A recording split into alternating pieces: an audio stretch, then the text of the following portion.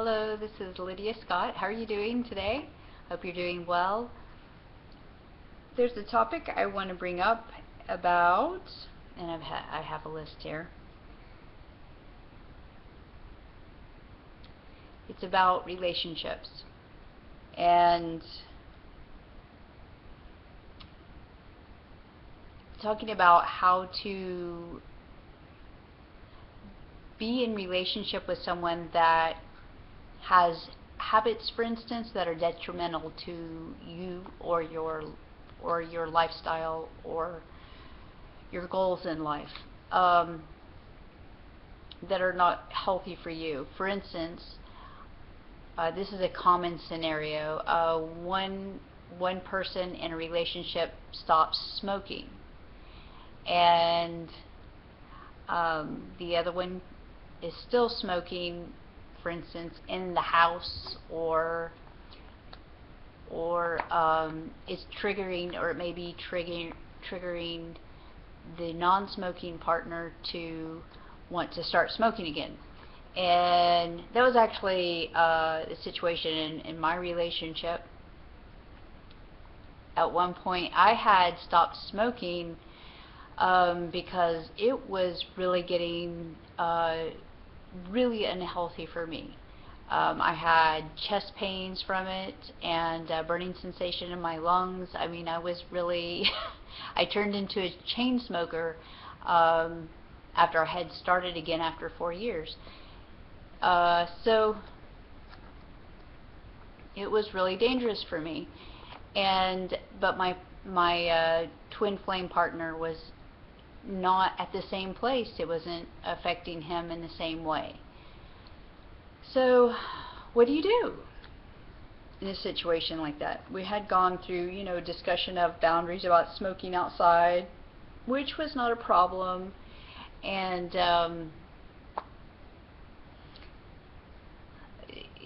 but what I found was that I would still smell it. I would know it was on. He had access to tobacco, and it was really triggering me. And after lots of negotiation,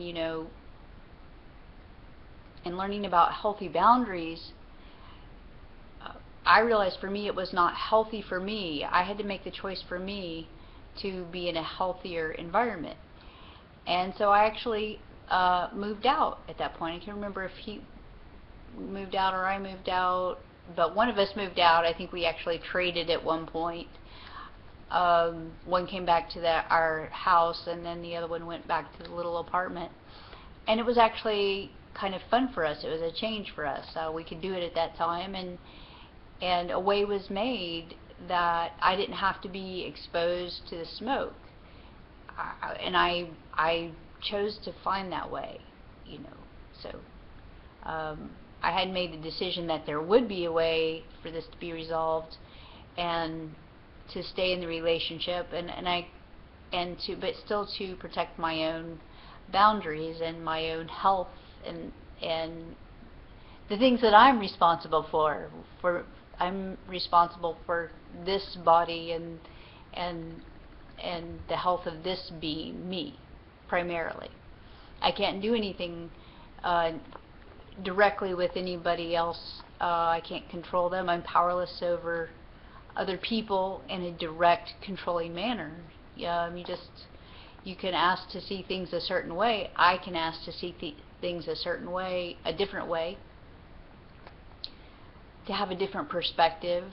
I can practice acceptance. And oftentimes when I practice acceptance, I'm looking at the situation realistically and not practicing judgment, and I will get an answer, a resolution to that problem. In this case, it was one of us moving out of the house, and it went just great. After a while, he decided that he wanted to live with me in the same house still, and we had been married about 8 years at that point, and so it helped him to decide what was more important to him. And this is the power that we have with each other, not out of forcing somebody else to change, but out of saying, well, if you're going to make that decision, then I need to make this decision for my health and well-being. And in doing so, you offer the other person the situation that helps them decide what is more important in their life, and to see that, for instance, in this situation, tobacco was more important than the relationship, and not consciously, but subconsciously. And until I had made a decision, until the situation came around to where he had to see that he was making tobacco more important than the relationship, it wasn't conscious to him. And in it becoming conscious, he was able to really look at it and to do something about it, and decide to do something about it. So he's been a smoke-free smoker now for several years, and went on to start a Facebook page, Nicotine Anonymous, on Facebook, and you may know some people that are on that. There's about 500 members now. So you don't even know how these things affect other people.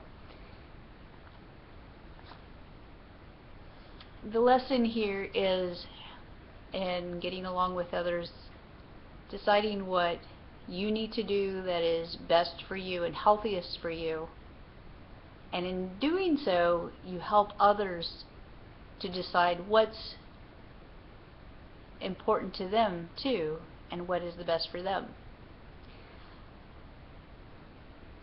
So you help other people make better decisions in their own lives that way, by making better decisions in your life. And if you would like more information on topics like these about relationships, codependency, interdependency, twin flames, etc., then visit lydiascott.com or rainbowgates.com. Have a great day and have a great life.